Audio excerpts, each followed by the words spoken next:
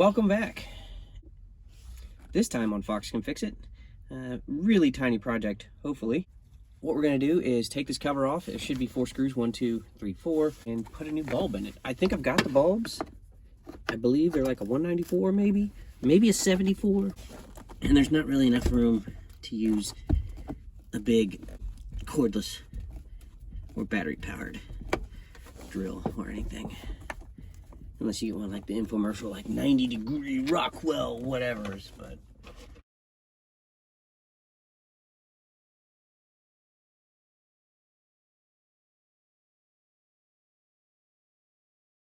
There's quite a few tools over the years that I've found, either in cars, on the ground, on property that I've purchased, in vehicles that I've bought. You can actually pick up quite a bit of tools that way.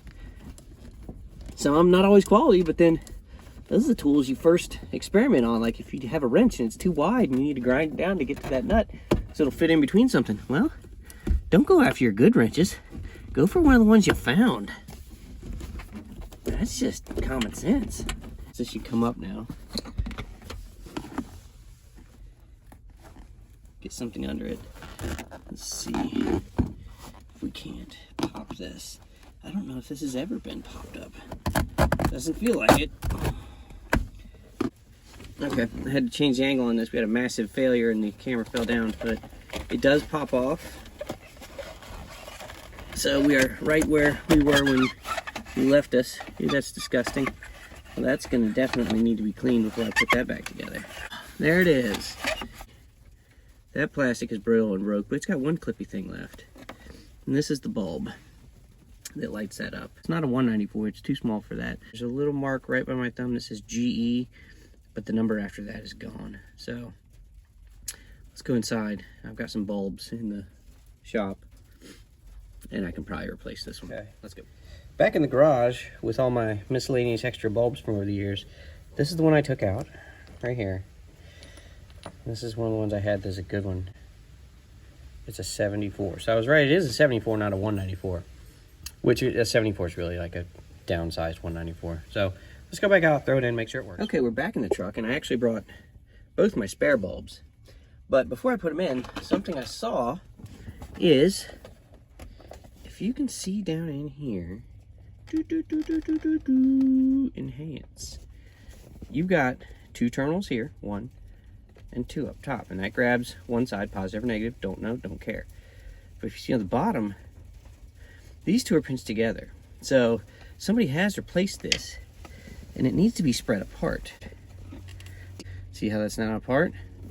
Now that could actually receive the bulb, which is really just glass with the filament bent around the outside.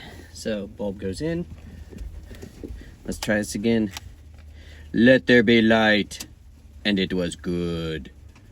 Bulb was fixed. Bulb may not have been the problem. Terminal may have been the problem, but that is fixed. Let's go ahead and clean this giant mess up because as you can see, this thing is disgusting. I've got my hand touching it. Now I'm gonna have to be disinfected. Great. Let me get some cleaning stuff. Okay, we've got this mostly wiped down with your just traditional Armor All cleaning wipes. I know there's probably better stuff out there, but this is what I had on hand. This is what it's gonna get. It's starting to sleet on me outside, which is okay with me. Better than rain, I guess. Never tighten the first one all the way, or the second one. Get everything started, and then go back around and tighten everything. That way, if you need a little bit of wiggle room, get things started, which, let's be honest, that's just a good life rule. Always leave wiggle room to get things started. So, if you do, which you do, just don't tighten everything up until you've got all 4 started. How many screws does it take to hold down the cover of an A4LD? 4. And an A4LD, if you didn't know, this overdrive transmission is an A4LD. And it stands for automatic, 4-speed, light duty. You can double check that. I really don't know. Let's get this last screw tightened up. It's going now. Okay, that's tightened back up, and believe it or not, Let's get you in for a close-up. Maybe you'll be able to see that this light works now. Ooh, maybe. Oh yeah. That's that pale green of all the 1980s instrument lights. Ta-da!